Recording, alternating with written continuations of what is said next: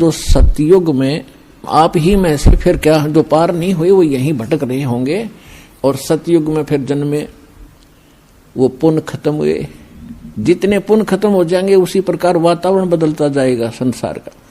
सतयुग में क्या था, इतना मजबूत शरीर होता था, पृथ्वी के ऊपर फल लदपद रहते थे और बाग बगीचे बहुत गुणे, बनों के बन, केलों के बन, आमों के बन, यानी अंगूरों के बन ऐसे होते थे। और ये जो अन्न है, गेहूं बाजरा ज्वार, जैसे सामक आपने देखा अपने आप उग जाता है, अपने आप परिपक्व हो जाता है, ऐसे खड़े रहा करते। कोई अभाव नहीं था, लाए तोड़ के और झाड़ के धर लिए और पका के खाओ और भक्ति करो, कोई काम नहीं था। फिर धीरे धीरे पुण्य समाप्त हुए, वो सुविधाएं भी कम होती चली गई। त्रेता में आए। त्रेता में आपको हजारों वर्ष का जीवन जीने को मिला, वो भी थोड़ा रहा, क्योंकि मृत्यु अच्छी चीज नहीं है। और यहां कंपलसरी, यहां तो अच्छी चीज रहेगी ही नहीं। और हम यही डिमांड करते हैं कि हमें अच्छी चीज मिले और कभी समाप्त ना हो। अब बेटा बेटी हुए, हम कितने खुश हैं, बिल्कुल सही है। और हम अपने बच्चों के साथ रहें, कितने अच्छे लगते हैं। इन्हीं के लिए हम सारा दिन मजदूरी करते हैं, मेहनत करते हैं, इनको सुखी रखना चाहते हैं। और ये मृत्यु हो जाती है 1 मिनट में।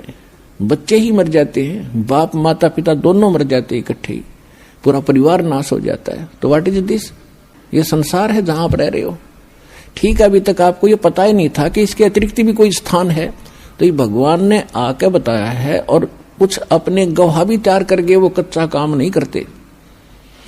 अपना उन्होंने गवाह भी तैयार करके जिन महापुरुषों को उस स्थान पर लेकर गए जो सुख में सथल है।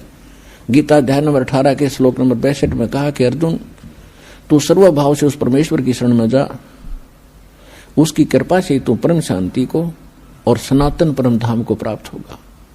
परम शांति वहां होगी जहां मृत्यु नहीं है, और जहां मृत्यु वहां शांति किसी।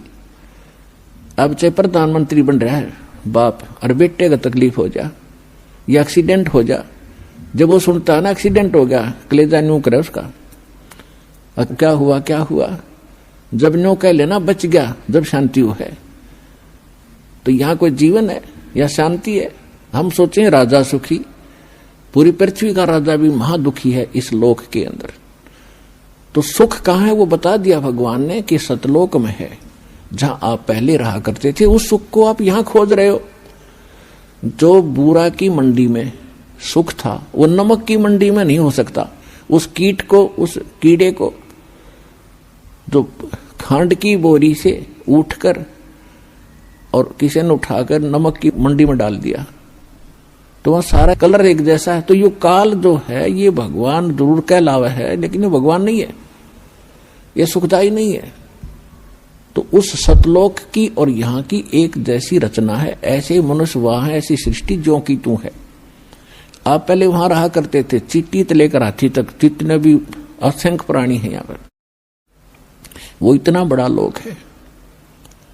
और आप एक परिवार की वहां इतनी स्थान है, ऐसे सदाबहार बाग आपके आंगन में लगे रहते हैं। बड़े बड़े महल हैं तेज पुंज के बने, जैसे यहाँ मिट्टी है 5 तत्वों से बना सारा कुछ, पेड़ भी पौधे, वहां 1 तत्व से बने, नूर तत्व से।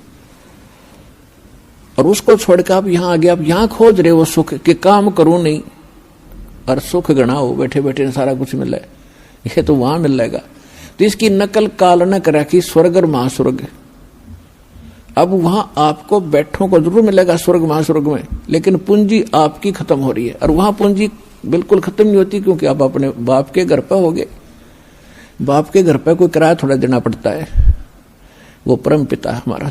तो यहाँ तो स्वर्ग में जो पूंजी खत्म हो जाएगी, आपको फिर पृथ्वी पर पटक देगा, झाड़ा लेकर के आपको चूस कर आपके पुण्यों को खत्म करके यहाँ पटक देता है।